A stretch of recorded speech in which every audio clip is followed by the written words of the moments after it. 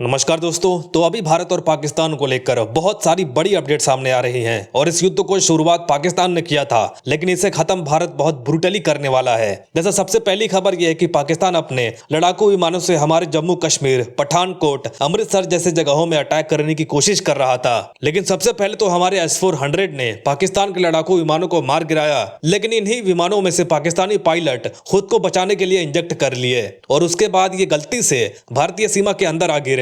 और अब अपडेट सामने आ रही है कि यहां कुल मिलाकर 2 पाकिस्तानी पायलट को हमारी सेना ने धर दबोचा है। और इतना ही नहीं दोस्तों, अभी तक बताया जा रहा है कि भारत ने पाकिस्तान के टोटल 3 F-16 लड़ाकू विमानों को मार गिराया है। इनफैक्ट इसको लेकर पाकिस्तान के द्वारा भी कंफर्म किया गया था कि भारत ने इनके F-16 विमान को मार गिराया है। और अगली खबर यह है कि जैसा कि आप सभी जानते ही होंगे कि कल देर रात पाकिस्तान ने कई सारे ड्रोन्स और मिसाइल से भारत पर हमला करने की कोशिश की थी, लेकिन बहुत गर्व की बात है कि हमारे S-400 ने 100% एक्यूरेसी के साथ पाकिस्तान के हर हमले को नाकाम कर दिया। जी हां, पाकिस्तान के ड्रोन्स, मिसाइल्स, लड़ाकू विमान सबको मारकर ध्वस्त कर दिया S-400 ने।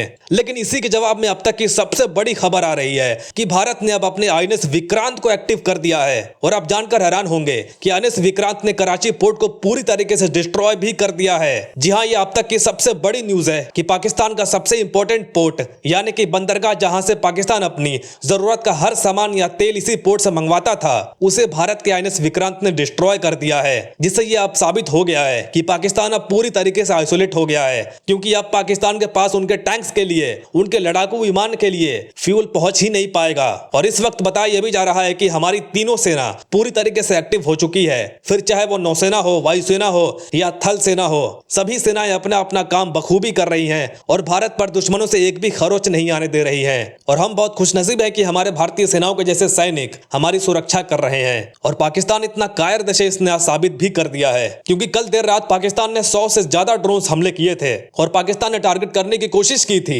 आम जनता के इलाकों को।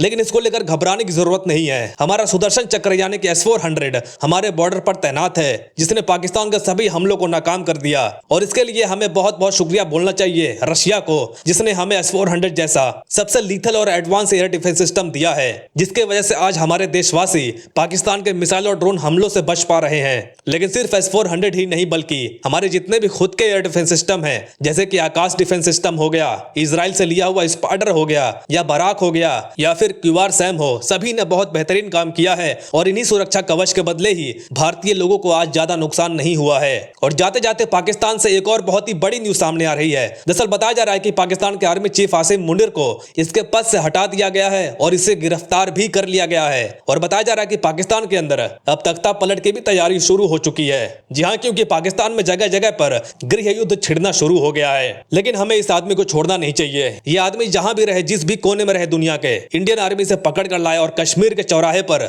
सबके सामने लाइव इसका सर काट के फेंक दे, क्योंकि ये एक इंसान नहीं है, ये एक राक्षस है। इसीलिए इसे जिंदा नहीं छोड़ना चाहिए, वरना कल को ये फिर से भारत के आम लोगों पर हमला करवाने की कोशिश कर सकता है। तो दोस्तों, अभी सिचुएशन बहुत ज्यादा भयानक हो रही है, इंडिया में नहीं बल्कि पाकिस्तान के अंदर। इसलिए चैनल को सब्सक्राइब जरूर कर लीजिएगा, क्योंकि यहां आपको एकदम ऑथेंटिक जानकारी मिलेगी। तो आज के लिए इतना ही। Thank you very much for listening. मिलते हैं अगली वीडियो में।